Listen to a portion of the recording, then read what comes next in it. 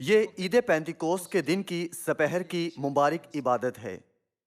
ہوسیہ باب 6 میں کہا گیا ہے کہ اگر ہم خدا کے عرفان میں ترقی کریں تو روح القدس حاصل کر سکتے ہیں۔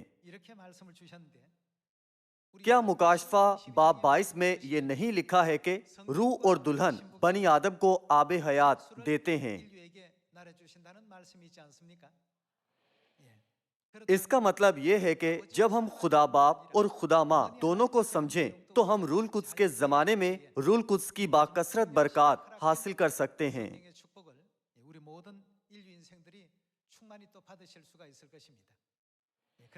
آج آئے ہم خدا کے کلام میں واعظ کے عنوان ماں آب حیات کا منبع سے شریک ہوتے ہیں۔ آب حیات کے چشمہ کے ضمن میں آئیں پہلے پانی کے حوالہ سے معمولات پر غور کرتے ہیں۔ جیسے کہ آپ جانتے ہیں، کیا انسانی جسم کا 70% حصہ پانی پر مشتمل نہیں ہے؟ کیا ہوتا ہے اگر ہمارے جسم میں 1 یا 2% پانی کم ہو جائے؟ ہم شدید پیاس میں مبتلا ہو جائیں گے۔ تاہم اگر ہم اپنے جسم میں 12% پانی گوا دیں تو کیا نتیجہ ہوگا؟ اگر ایسا ہو تو نتیجہ جان لیوا ہوگا۔ اس سے ہم آسانی سے سمجھ سکتے ہیں ہماری زندگی پانی سے ناقابل جدا ہے۔ مزید یہ کہ کیا ہم واضح طور پر سمجھ نہیں سکتے کہ پانی کا ہم پر کیسا گہرا اثر ہوتا ہے؟ نتیجتاً پانی ہماری زندگی کے لیے اہم ہے۔ یہ کہنا زیادہ نہیں ہے کہ پانی ہی زندگی ہے۔ اسی طرح ہماری روحانی زندگی میں سب سے اہم کیا ہے؟ روحانی دنیا میں بھی یہی لاگو ہوتا ہے۔ اسی طرح روحانی دنیا میں کوئی بھی آب حیات کے بغیر زندہ نہیں رہ سکتا۔ کیا ہم نے یہ نہیں سیکھا کہ یہ جسمانی دنیا روحانی دنیا کی نقل و عکس ہے؟ جو زمین پر ہے وہ آسمانی چیزوں کی نقل و عکس ہے۔ جیسے جسمانی دنیا میں پانی ہماری زندگی کو برقرار رکھتا ہے، ویسے ہی یہی اصول روحانی دنیا پر بھی عائد ہوتا ہے۔ چونکہ ہمارے جسم کا 70% حصہ پانی سے بنا ہے تو ہم کہہ سکتے ہیں کہ ہم پانی کے بغیر کچھ نہیں ہیں۔ صاف صاف کہیں تو ہمارا جسم پانی ہے۔ اگرچہ یہ کہنا عجیب لگتا ہے کہ ہمارا جسم 70% پانی سے بنا ہے، تو کیا اسے اس طرح خیال کرنا واقعی مبالغہ آرائی ہوگا؟ جب ہمارا جسم اپنا 1 یا 2% پانی کھوتا ہے تو ہم پیاس محسوس کرتے ہیں۔ جب یہ اپنا 12% گواتا ہے تو ہماری زندگی انتہائی خطرے میں ہوتی ہے۔ تو پھر کون ہمیں زمین پر آب حیات دے گا جو ہماری روحانی زندگی کی بقا کے لیے نہایت اہم ہے؟ آج ہمیں اس امر کی بھی تصدیق کرنے کی ضرورت ہے۔ اس لیے آج کے وعظ کا عنوان ماں آب حیات کا منبع ہے۔ کون ہمیں یہ خاص روحانی آب حیات بخش سکتا ہے؟ ہم مکاشفہ کی کتاب باب 22 کھول کر خدا کا کلام دیکھتے ہیں۔ مکاشفہ باب 22 آیت 17، اور روح اور دلہن کہتی ہے آ، اور سننے والا بھی کہے آ، اور جو پیاسا ہو وہ آئے، اور جو کوئی چاہے کیا مفت لے؟ آب حیات مفت لے۔ یہ کہنا زیادہ نہیں ہے کہ سب سے اہم تعلیم مکاشفہ باب 22 آیت 17 میں لکھی گئی تھی۔ صرف کون کون ہمیں آب حیات دے سکتے ہیں؟ یہ واضح لکھا ہے کہ روح اور دلہن آب حیات دیتے ہیں۔ دنیا کے سب لوگوں کو ضرور روح اور دلہن کے پاس آنا چاہیے۔ اس لیے ہمیں پہلے سیکھنا چاہیے کہ روح القدس کون ہے اور دلہن کون ہے۔ تو پھر کیا تبھی یہ ممکن نہ ہوگا کہ صرف اس کے بعد ہی ہم روح اور دلہن کے پاس جائیں گے؟ تثلیث کے نظریے سے دیکھیں تو باپ، بیٹا اور روح القدس ایک ہیں۔ یہ سمجھنے کے لیے کہ روح القدس کون ہے، کیا ہمیں باپ اور بیٹے کے بارے میں سیکھنا نہیں چاہیے؟ تو پھر روح کس کو ظاہر کرتا ہے؟ باپ، بیٹے اور روح القدس سے مراد خدا کی نر صورت ہے جو کہ خدا باپ ہیں۔ یہ لکھا ہے کہ خدا باپ ہیں، اور اس کے علاوہ اور کون ہے؟ ہمارے باپ کی دلہن کون ہے؟ چھوٹی جماعتوں کے بچے اور حتیٰ کہ ننھے بچے بھی اس کا جواب دے سکتے ہیں۔ اگر پوچھا جائے کہ آپ کے باپ کی دلہن کون ہے تو وہ کہیں گے میری امی، وہ فوراً جواب دیں گے۔ روح اور دلہن نے جو کہ خدا باپ اور خدا ماں ہیں، بنی نوع انسان کو کچھ بخشا ہے۔ وہ ہمیں کیا دیتے ہیں؟ وہ کہتے ہیں آ کر آب حیات لو۔ زمین پر موجود متعدد اشیاء میں سے آپ کے خیال میں کیوں خدا بنی نوع انسان کی رہنمائی پانی جیسی شے کا استعمال کرتے ہوئے زندگی کے راستے کی طرف کرنا چاہتے ہیں؟ اس کی وجہ یہ ہے کہ پانی کا کردار اور کام ہماری زندگی کے وجود کے ساتھ بہت گہرا تعلق رکھتا ہے۔ جیسا کہ میں نے پہلے ذکر کیا تھا کہ انسانی جسم کا 70% حصہ پانی سے بنا ہے۔ اگر ہم 1 یا 2% پانی کھو دیں تو ہم شدید پیاسے ہو جاتے ہیں۔ اگر ہم اپنے جسم کا 12% پانی گوا دیں تو یہ ہماری زندگی کے لیے خطرہ پیدا کر دے گا۔ اسی طرح پانی ہمارے جسم پر دنیاوی لحاظ سے اثر انداز ہوتا ہے تو آب حیات ہم پر روحانی لحاظ سے اثر انداز ہوتا ہے۔ جب ہم روحانی پیاس محسوس کرتے ہیں تو ہمیں کسے ڈھونڈنا چاہیے؟ ہمیں خدا باپ اور خدا ماں کو ڈھونڈنا چاہیے جو روح اور دلہن ہیں، اور ان سے ملیں۔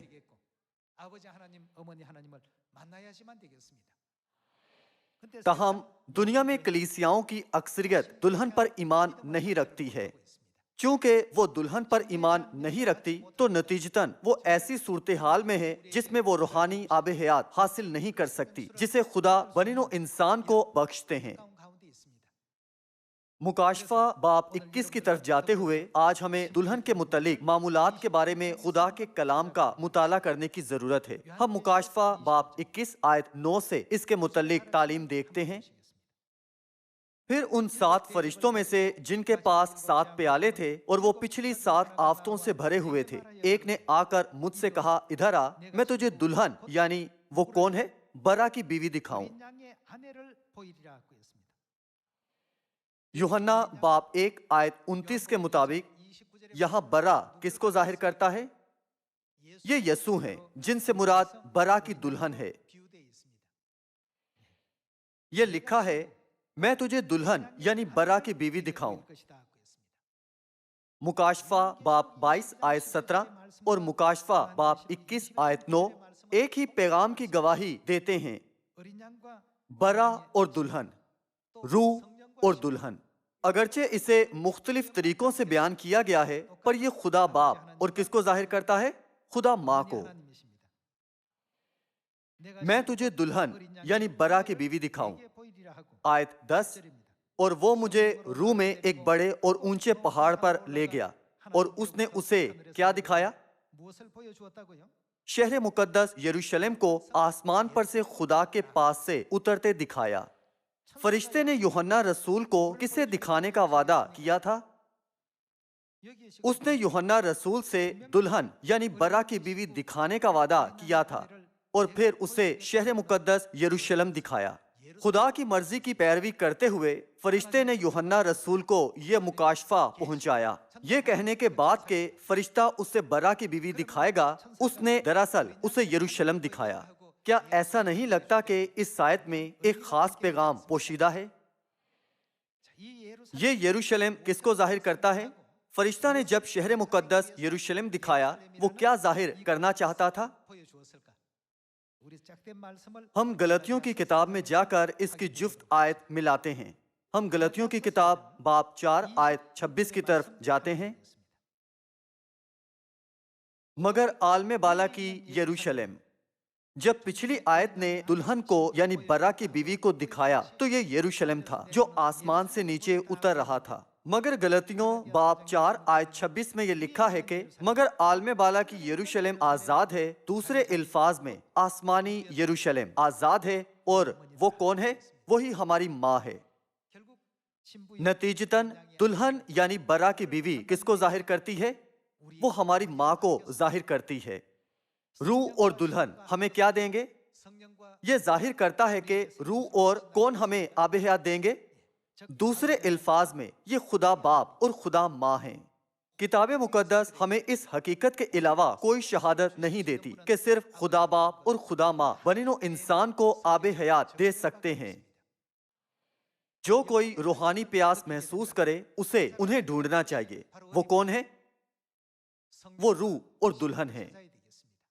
दूसरे अल्फाज में लोगों को खुदा बाप और खुदा माँ को ढूंढना चाहिए।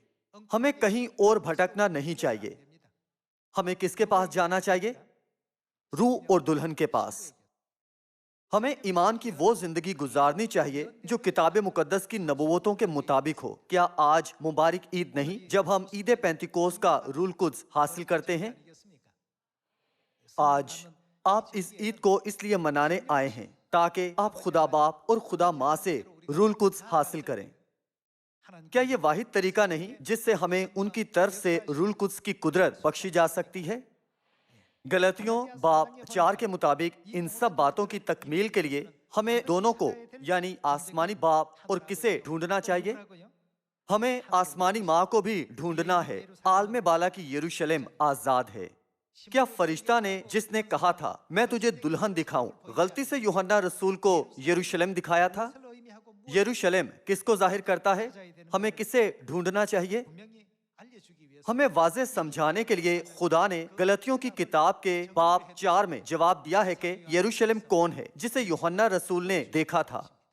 किताब मुकद्दस में ये लिखा है कि मगर आलम बाला की यरूशलेम आजाद है और वही हमारी माँ है।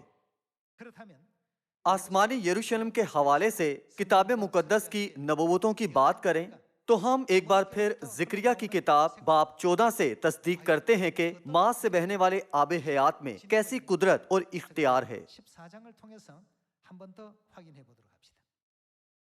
मुकाशफा बाब 22 आयत 17 बयान करती है कि रूह और दुल्हन आबे हयात देते हैं। अब हम जिक्रिया की किताब की तरफ जाते हैं।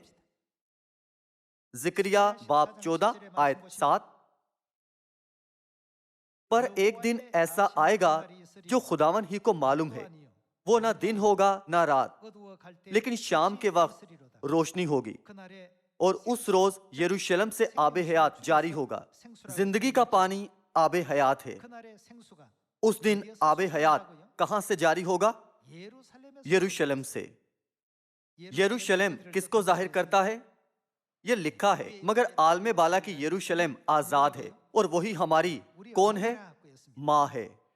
आखिरकार आबे हयात का मंबा हमारी आसमानी माँ यरूशलेम के सिवा कोई और नहीं है। और उस रोज यरूशलेम से आबे हयात जारी होगा जिसका आधा बहरे मशरिक की तरफ बहेगा और आधा बहरे मगरिब की तरफ गर्मी सर्दी में जारी रहेगा। चूंकि आबे हयात का मंबा आसमानी माँ यरूशलेम है, तो जब लोग रूहानी प्यासे हों तो उन्हें किसके पास आना चाहिए? उन्हें रूह और दुल्हन के पास आना चाहिए। आज हमें पूरे तौर पर समझना चाहिए पिछली बरसात का पाक रूह हासिल करने के लिए क्यों हमें खुदा को जानना और पहचानना है। नीज सब लोगों को सयून लौटना चाहिए जहां हमारी रूहानी प्यास को बुझाने के लिए खुदा बाप और खुदा माँ हमारी रहनुमाई करते हैं। अगरचे हम दूसरों से पहले सयून में आए हैं, अब भी हमारे रूहानी भाई और बहनें ऐसे हैं जो आसमानी बाप और माँ को ढूंढ रहे हैं। हमें जल्द उन्हें सयून से आगाह करना चाहिए। ईद पेंतिकोस और ईद ख़याम के वसीले जब हम रूल कुद्स हासिल करें तो हम सिर्फ आसमानी बाप के बारे में ही सच्चाई नहीं बल्कि आसमानी माँ की सच्चाई की मुनादी भी सामरिया और जमीन की इंतहा तक करें। आबे हयात का चश्मा यहाँ है, आओ और जी भरकर अपनी रूहानी प्यास बुझाओ। क्या इस तरह से हमें ज्यादा लोगों की रहनुमाई नहीं करनी चाहिए? इसीलिए जिक्रिया नबी ने गवाही दी कि आबे हयात का आगाज और मंबा आसमानी माँ यरूशलेम है।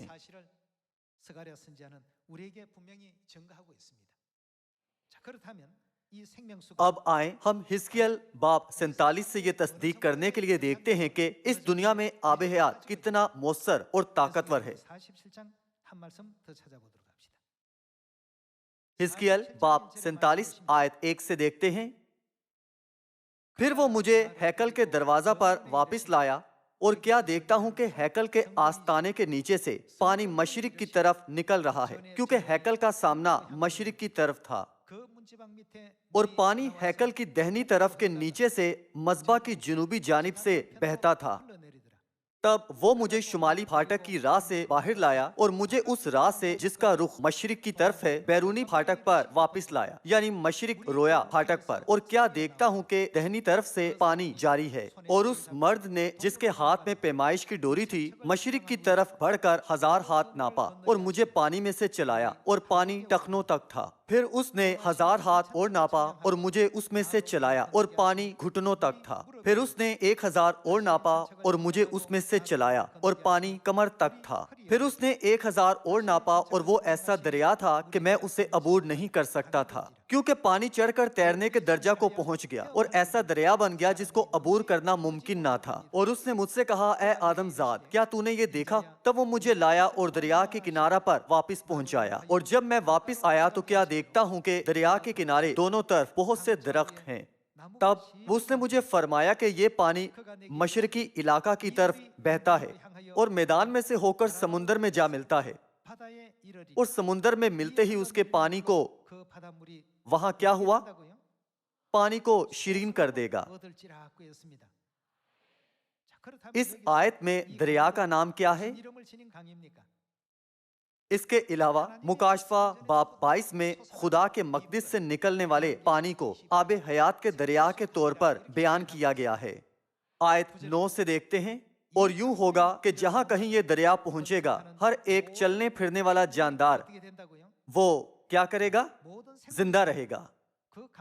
جہاں کہیں یہ دریا بہتا ہے، جہاں کہیں یہ پہنچتا ہے، زندگی بخشتا ہے، اور مچھلیوں کی بڑی کثرت ہوگی، کیونکہ یہ پانی وہاں پہنچا اور وہ شیرین ہو گیا۔ پس جہاں کہیں یہ دریا پہنچے گا، زندگی بخشے گا۔ حتیٰ کہ بحر مردار بھی شیرین ہو جاتا ہے اور تمام جاندار زندہ رہتے ہیں۔ لغوی معنی میں کیا یہ دریا آب حیات کا دریا نہیں ہے؟ آیت 10 سے جاری رکھتے ہیں، اور یوں ہوگا کہ ماہی گیر اس کے کنارے کھڑے رہیں گے، این جدی سے این اجلیم تک جال بچھانے کی جگہ ہوگی۔ اس کی مچھلیاں اپنی اپنی جنس کے مطابق بڑے سمندر کی مچھلیوں کی مانند کثرت سے ہوں گی، لیکن اس کی کیچ کی جگہیں اور دلدلیں شیرین نہ کی جائیں گی، وہ نمک زار ہی رہیں گی۔ اور دریا کے قریب اس کے دونوں کناروں پر ہر قسم کے میوہ دار درخت اگیں گے، جن کے پتے کبھی نہ مرجھائیں گے اور جن کے میوے کبھی موقوف نہ ہوں گے۔ وہ ہر مہینے نئے میوے لائیں گے۔ پانی کہاں سے نکل کر بہتا ہے؟ وہ پاک جگہ جہاں خدا رہتے ہیں، ہیکل ہے، جو کہ پاک ترین مقام ہے، کیونکہ ان کا پانی مقدس میں سے جاری ہے، اور ان کے میوے کھانے کے لیے اور ان کے پتے دوا کے لیے ہوں گے۔ ہمیں یقینی طور پر ہیکل کے بارے میں زیادہ مطالعہ کرنا چاہیے، مگر ہم ایسا کسی اور وقت کریں گے۔ ہیکل اور پاک ترین مقام آسمانی باپ اور آسمانی ماں کو ظاہر کرتے ہیں۔ مکاشفہ باب 22 میں کہا گیا ہے کہ پانی جو آسمانی باپ اور آسمانی ماں سے نکل رہا ہے آب حیات ہے۔ ذکریہ کی کتاب باب 14 میں بھی گواہی دی گئی ہے کہ آب حیات یروشلم سے نکل کر بہے گا، اور گلتیوں باب 4 کہتا ہے کہ عالم بالا کی یروشلم آزاد ہے اور وہی ہماری ماں ہے۔ آسمانی ماں سے نکل کر بہنے والا آب حیات اس سمندر میں جا ملتا ہے جو ساری دنیا کو ظاہر کرتا ہے۔ مکاشفہ باب 17 کے مطابق سمندر سے مراد دنیا کے سب لوگ ہیں۔ جیسا کہ خدا کی سچائی پھیلتی ہے اور آسمانی باپ اور ماں کا کلام ساری دنیا میں پہنچتا ہے، تو مردہ روحیں بھی زندہ ہو رہی ہیں۔ یہ معجزہ کہاں رونما ہوتا ہے؟ جہاں کہیں یہ آب حیات پہنچتا ہے۔ جہاں کہیں یہ آب حیات پہنچتا ہے، ہر جاندار زندہ رہتا ہے، مگر وہ جگہ جہاں یہ نہیں پہنچتا مردہ رہتی ہے۔ کیا خدا نے ہم سب کو سامریہ اور زمین کی انتہا تک کلام کی منادی کرنے کا حکم نہیں دیا ہے؟ اگر یہ 4 کلومیٹر تک پہنچتا ہے تو 4 کلومیٹر کے فاصلے کے اندر ہر ایک زندہ رہ سکتا ہے۔ اگر یہ 40 کلومیٹر تک پہنچتا ہے تو 40 کلومیٹر کے فاصلے کے اندر ہر ایک زندہ رہ سکتا ہے۔ اگر یہ 400 کلومیٹر تک پہنچتا ہے تو 400 کلومیٹر کے فاصلے کے اندر ہر ایک زندہ رہ سکتا ہے۔ اگر یہ 4000 کلومیٹر تک پہنچتا ہے تو 4000 کلومیٹر کے فاصلے کے اندر ہر ایک زندہ رہ سکتا ہے۔ تاہم کیا ہوگا اگر ہم جا کر منادی نہیں کرتے؟ حالانکہ پانی میں ایسی عظیم قوت موجود ہے، کوئی زندہ نہیں رہے گا اور لوگوں کے پاس نہ کوئی طریقہ نہ سمت ہوگی جس سے وہ بچ سکیں۔ صرف کون اسے انجام دے سکتا ہے؟ یہ صرف روح اور دلہن ہے جو آب حیات دے سکتے ہیں۔ جہاں کہیں یہ آب حیات پہنچتا ہے ہر چیز زندہ رہتی ہے۔ معاشرے کے سب لوگ کتاب مقدس میں سمندر سے ظاہر کیے گئے ہیں، ایک کے بعد ایک وہ سب زندگی میں آتے ہیں۔ مچھلیوں کی بڑی کثرت ہوگی، یہاں لوگ مچھلیوں سے ظاہر کیے گئے ہیں۔ جب یسوع نے پترس کو بلایا کہ وہ ان کے شاگردوں میں شامل ہو تو کیا اسے نہیں بتایا تھا کہ آدم گیر بن؟ ایک ماہی گیر کے لیے ماہی گیری اس کا ذریعہ معاش ہے۔ کتاب مقدس کہتی ہے کہ جب سمندر میں آب حیات پہنچے گا تو سب مچھلیاں زندہ رہیں گی۔ اب زیادہ لوگوں نے زندہ بچنا شروع کیا ہے۔ کیا ہو اگر ہم آسمانی باپ کی منادی کرنے سے اور آسمانی ماں کا جلال ظاہر کرنے سے ہچکچائیں، یہ جانتے ہوئے بھی کہ اس میں ایسی عظیم قوت ہے۔ لوگوں کے پاس خوشخبری سننے کا کوئی موقع نہیں ہوگا اور ان کا انجام زندہ رہنے میں ناکامی پر ہوگا۔ اس لیے خدا نے ہمیں کیا حکم دیا تھا؟ انہوں نے ہم صیون کے سب فرزندوں کو حکم دیا تھا کہ ان کا کلام انہیں بتائیں، خواہ سنیں یا نہ سنیں۔ بے شک ایسے لوگ ہیں جو دلدل اور کیچ کی مانند ہیں۔ کتاب مقدس کہتی ہے کہ دلدلیں اور کیچ کی جگہیں شیرین نہ کی جائیں گی۔ شاید کچھ ایسے ہوں جو سچائی کے کلام کو سمجھ نہیں سکتے، چاہے ہم کتنی ہی بار انہیں یہ سکھائیں۔ تاہم زیادہ تر لوگوں کے ساتھ کیا ہوگا جب آب حیات ان تک پہنچے گا؟ آسمان کے سب فرزندوں کے لیے نبوت کی گئی ہے کہ وہ زندہ کیے جاتے ہیں اور باپ اور ماں کی باہوں میں واپس آتے ہیں۔ یہ ایک نبوت ہے کہ جسے بغیر ناکامی کے پورا ہونا چاہیے۔ کیا ہمیں اس کا یقین کرنا اور اسے عمل میں نہیں لانا چاہیے؟ مکاشفہ باب 22 سے دیکھتے ہیں، آیت 1۔ پھر اس نے مجھے بلور کی طرح چمکتا ہوا آب حیات کا ایک دریا دکھایا جو خدا اور برا کے تخت سے نکل کر اس شہر کی سڑک کے بیچ میں بہتا تھا، اور دریا کے وار پار زندگی کا درخت تھا۔ اس میں 12 قسم کے پھل آتے تھے اور ہر مہینے میں پھلتا تھا۔ کتاب مقدس میں ہم اور کہاں یہ اظہار بیان دیکھ سکتے ہیں کہ ہر مہینے میں پھلتا تھا؟ کیا ہم اسے حزقیل باب 47 میں نہیں دیکھ سکتے؟ اور اس درخت کے پتوں سے قوموں کو شفا ہوتی تھی۔ حزقیل باب 47 میں کہا گیا ہے، ان کے میوے کھانے کے لیے اور ان کے پتے دوا کے لیے ہوں گے۔ اور یہاں یہ لکھا ہے کہ اس درخت کے پتوں سے قوموں کو شفا ہوتی تھی۔ آیت 3۔ اور پھر لعنت نہ ہوگی، اور خدا اور برا کا تخت اس شہر میں ہوگا، اور اس کے بندے اس کی عبادت کریں گے، اور وہ اس کا منہ دیکھیں گے، اور اس کا نام ان کے ماتھوں پر لکھا ہوا ہوگا۔ اور پھر رات نہ ہوگی، اور وہ چراغ اور سورج کی روشنی کے محتاج نہ ہوں گے، کیونکہ خداوند خدا ان کو روشن کر دے گا، اور وہ عبدالآباد بادشاہی کریں گے۔ وہ عبدالآباد یعنی ہمیشہ تک بادشاہی کریں گے۔ آیت 6۔ پھر اس نے مجھ سے کہا، یہ باتیں سچ اور برحق ہیں۔ اس کا مطلب یہ ہے کہ یہ کلام ہرگز جھوٹا نہیں ہو سکتا۔ چنانچہ خداوند نے جو نبیوں کی روحوں کا خدا ہے اپنے فرشتہ کو اس لیے بھیجا کہ اپنے بندوں کو وہ باتیں دکھائے جن کا جلد ہونا ضرور ہے۔ کتاب مقدس کہتی ہے کہ وہ عبدالآباد بادشاہی کریں گے۔ یہاں وہ سے کون لوگ مراد ہیں؟ باب 22 آیت 1 سے دیکھتے ہیں۔ پھر اس نے مجھے بلور کی طرح چمکتا ہوا آب حیات کا ایک دریا دکھایا جو خدا اور برا کے تخت سے نکل کر اس شہر کی سڑک کے بیچ میں بہتا تھا، اور دریا کے وار پار زندگی کا درخت تھا۔ اس میں 12 قسم کے پھل آتے تھے اور ہر مہینے میں پھلتا تھا۔ ہم یہی منظر حزقیل باب 47 میں دیکھ سکتے ہیں۔ اور اس درخت کے پتوں سے قوموں کو شفا ہوتی تھی، اور پھر لعنت نہ ہوگی، اور خدا اور برا کا تخت اس شہر میں ہوگا۔ لوگ جو خدا کے فضل کے تحت ہیں، یعنی جنہوں نے روح اور دلہن سے آب حیات حاصل کیا ہے، جیسا کہ مکاشفہ باب 22 آیت 17 میں بیان کیا گیا ہے، وہ ہیں جو آسمان میں عبدالآباد بادشاہی کریں گے۔ خدا نے یوحنا رسول کو ان لوگوں کی رویا دکھائی تھی۔ اس لیے ہمیں آسمانی باپ کے ساتھ کسے ڈھونڈنا چاہیے؟ 누구도 찾아야 됩니까? हमें आसमानी माँ को भी ढूंढना चाहिए और माँ पर दुरुस्त ईमान रखना चाहिए ताकि हम सब अब्दी आसमान की बादशाही में दाखिल हो सकें। 나아갈 수 있는 우리 모두가 되어야 되겠습니다. हिजकिय्याल बाब 47 में कहा गया है कि आबे हयात मकदिस से निकलकर बहता है, और मुकाशफा बाब 22 में कहा गया है कि आबे हयात खुदा के तख्त से निकलकर बहता है। यहाँ हम खुदा के तख्त से बहता हुआ आबे हयात देखते हैं, जबकि हिजकिय्याल में ये मकदिस से बहता है। 나타났고 이렇게 표현되어 있고 मुकाशफा बाब 22 आयत 17 के मुताबिक रूह और दुल्हन हमें आबे हयात देते हैं, 주신다고 했고 और जिक्रिया बाब 14 में कहा गया है कि आबे हयात यरूशलेम से जारी होगा। इन तमाम बयानात का एक ही मतलब है, हालांकि वो कदरे मुख्तलिफ बयान किए गए हैं। 자, 이 같은 말씀 यर्मिया बाब 3 आयत 17 से तस्दीक करते हैं कि इन सब का एक ही मतलब है। 얻고 말씀 마치도록 합시다. उस वक्त यरूशलेम खुदावन का तख्त कहलाएगा, और उसमें यानी यरूशलेम में सब कौमें खुदावन के नाम से जमा होंगी। 시라고 했습니다. इसलिए जब मुकाशफा बाब 21 में किताब मुकद्दस कहती है कि आबे हयात खुदा के तख्त से बहता है, तो इसका मतलब है कि आखिरकार आबे हयात यरूशलेम से बहता है। जिक्रिया बाब 14 बयान करता है कि उस रोज यरूशलेम से आबे हयात जारी होगा। आजाद यरूशलेम से कौन मुराद है? इसीलिए हर एक को लाजमन माँ के पास आना और कहना चाहिए कि बराहे करम मुझे आबे हयात दें। आबे हयात सिर्फ आसमानी माँ से आता है, जमीन पर और कहीं ये वजूद नहीं रखता। सिर्फ वो जो बाप और माँ को ढूंढते हैं, 무엇이 주어진다고 वो क्या है जो उन्हें बख्शा जाता है, वो आबे हयात हासिल कर सकते हैं।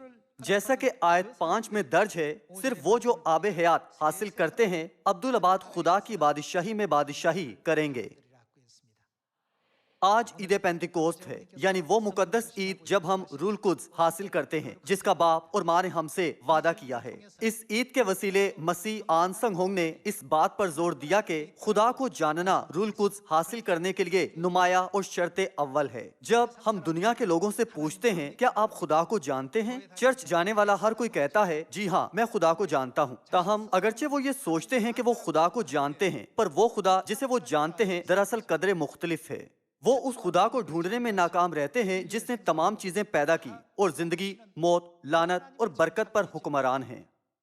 सच्चा खुदा खुदाए एलोहिम यानी खुदा बाप और खुदा माँ के सिवा कोई और नहीं है।